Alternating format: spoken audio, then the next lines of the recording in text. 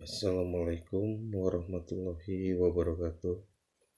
Alhamdulillahirrabbilalamin. Wabihi nasta'inu ala umuri dunia wadin. Wa ala alihi wa sahbihi ajma'in. Amma ba'du. Selamat pagi anak-anakku sekalian. Pada hari ini, hari Kamis tanggal 22 Juli 2021, di mana semua sekolah mengadakan program PLS atau pengenalan lingkungan sekolah, dan di mana pada pengenalan lingkungan sekolah itu harus diadakan materi-materi untuk menuntun kalian atau memberikan pencerahan kepada kalian tentang lingkungan sekolah yang berhubungan dengan materi-materi ini. Nah, sebelumnya Bapak akan memperkenalkan diri. Nama Bapak Epi Suyepi, ditugaskan sebagai guru BK di SMA Sujaya Ciwidey. Nah, BK itu bisa disebut bimbingan konseling. Nah, selintas dalam tugas bimbingan konseling itu ruang lingkupnya konsultasi antara siswa dengan guru BK dengan orang tua siswa, dan atau semuanya bisa konsultasi. Itu selintas bimbingan konseling. Nanti lebih jauhnya kalau kita sudah berada di lingkungan yang sebenarnya atau di lingkungan sekolah yang sudah diakui atau sudah diterima. Nah, dalam hal ini Bapak akan menyampaikan satu materi, yaitu parenting. Apa itu parenting? Kenapa parenting harus disampaikan? Tujuan parenting itu apa? Nah, kita akan bahas satu persatu. Yang pertama, arti parenting. Parenting itu bisa diartikan induk. Kalau induk, mungkin pemikiran kalian itu dengan identik dengan ibu. Betul.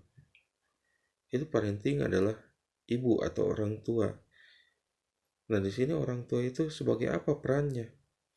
Perannya pengasuh atau membimbing, memantau, dan melindungi di dalam pembelajaran daring pada saat pandemi. Karena di dalam pandemi ini hampir 90% kalian belajar di rumah. Nah, kalau belajar di rumah itu berhubungan dengan alat, yaitu handphone. Kalau kalian tidak diarahkan oleh orang tua kalian, tidak bimbing oleh orang tua kalian, kemungkinan kalian juga salah menggunakan teknologi atau memanfaatkan teknologi. Mungkin kalian lagi browsing atau lagi belajar, tiba-tiba ada iklan yang kurang pantas. Mungkin kalian juga penasaran itu. Mungkin itu. Bukan menjudge kalian akan, tapi mungkin itu tidak semuanya. Nah, kalau ada pengawas atau orang tua kalian yang memantau, kemungkinan besar 99% itu masalah yang kurang pantas itu tidak akan terjadi, dan mengarahkan kalian ke hal-hal yang lebih positif. Jadi kalau memantau itu tidak harus orang tua mengerti tentang pelajaran, tapi mengarahkan tingkah laku atau tindakan kalian dalam masalah pembelajaran daring.